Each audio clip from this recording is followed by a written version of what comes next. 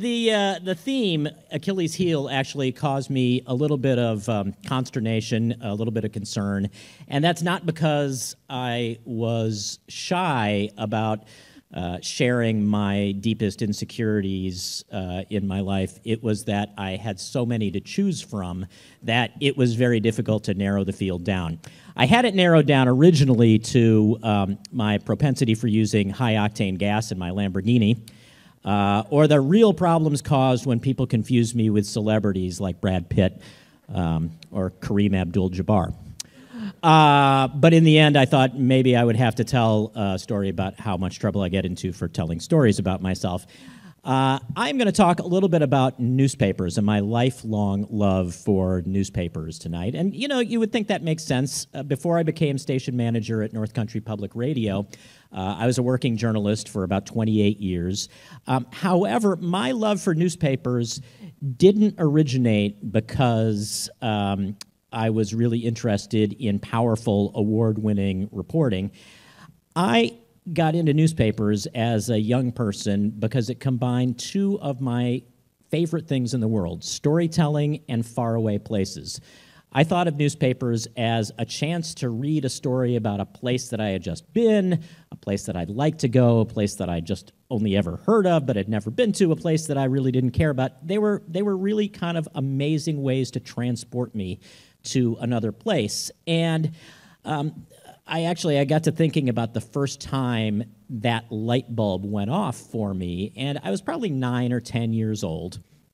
And my family, it was one of the rare times we hadn't loaded up the 1978 Ford Fairmont to go on vacation. We were flying back from someplace, and I don't know where we were. Maybe it was my grandparents in Boston, or we had actually taken a vacation someplace else. But I remember the scene being an airport, and at 9 or 10, I distinctly remember when we would go someplace in an airplane, I always wore a sport coat and topsiders, because I tried to affect the look of a 9 or 10-year-old business traveler. And so we were in the gate area, and I thought if I wanted to look like a sophisticated business traveler, I really needed a newspaper under my arm. Because the real business travelers, they all had newspapers, and they carry them under their arm and then sit down in the gate area and immediately pop them open and read the stock listings or do junior jumble or whatever.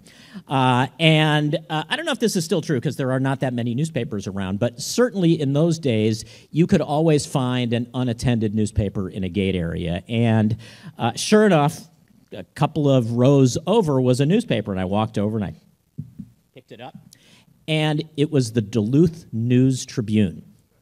Duluth, Minnesota. We were not in Duluth, Minnesota. We were nowhere near Duluth, Minnesota. I have no idea what led that newspaper from Duluth, Minnesota to be on that particular seat at that particular time. But there it was, and I picked it up, and by golly, I started reading the Duluth News-Tribune so that if somebody came up to me and said, "Hey, are you from Duluth?" I could credibly say yes, and talk to them about the big decision that the city council had made about the highway overpass or whatever. So nobody did that, but I was hooked. I thought, this is really cool. It's this window into a place that I'd never been before, and from that point on, I always got a newspaper when I went someplace, or I asked my dad to bring one back from his business trips, or other people to bring them back for me. And some of them I would cut out the nameplate, you know, the name of the newspaper from the front page, and I'd paste it into a scrapbook, especially if it was a weird newspaper name like the Seattle Post-Intelligencer. Yeah. The New Orleans Times-Picayune. Like, they were weird names, and I had to keep them because, you know, who knows, maybe newspapers would be gone someday. But most of them I kept. I kept in a pile on shelves in my closet in my bedroom, and then a few years later, when my parents split up, I moved the newspapers to the bookshelves in my dad's former home office in the basement, and they piled up, and these shelves held a lot of newspapers, dozens, hundreds maybe. And I kept all of these newspapers because as a teenager, I did have a dark side. I thought, it's possible that the world could be ending, or I might be dying, And for some reason, I might not have access to the hundreds of books in my house, and I would need stuff to read, so I kept all of these newspapers. And there would be a great irony if the plague didn't get me, but like the newspapers all fell off the shelf and crushed me. But that did not happen, clearly. So I will flash you forward to my senior year of college when my roommate and I shared an apartment above a general store in Lisbon, Iowa. And he was actually he had just graduated from college. He was still in town because his girlfriend was a senior. And he liked to read the newspaper every morning, the Cedar Rapids Gazette. And on Sundays, the two of us would read newspapers, which we purchased downstairs at Wilson's General Store. We would have the Cedar Rapids Gazette and maybe the Des Moines Register and possibly the Sunday New York Times, all open at the same time. And we did not throw any of these newspapers out. It was not because we were worried that the world would end or that one of us was dying or both of us or whatever. It was because he was kind of lazy and got to the end of the newspaper in the morning and would go take a nap or whatever because his girlfriend was in class. And I was really busy. When I was not at class or playing baseball, I was, ironically, working a part-time job as a news reporter. So these newspapers started piling up, first in the recycling bin, then next to the recycling bin, then on top of the refrigerator, and before you knew it, probably maybe in October of this school year, the inside of our apartment could very well have been the inside of a very large bird cage.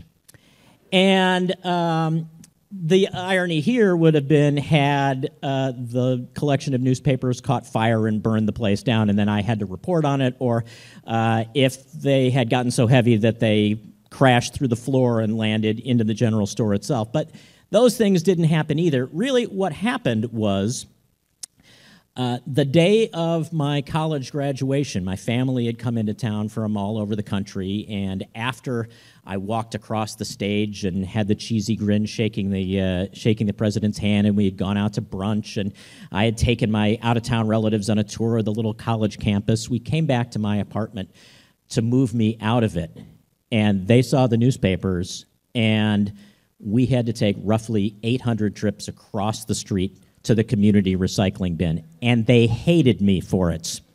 Not so much that they didn't help me, but they hated me for it. And so I guess the moral of this story, if there is one, and I guess there has to be, or I'll spontaneously combust, the moral of the story is sometimes your Achilles heel is not fatal. It does not cause you grievous harm. It just is annoying enough that someday you will learn to like newspapers online. And thank you.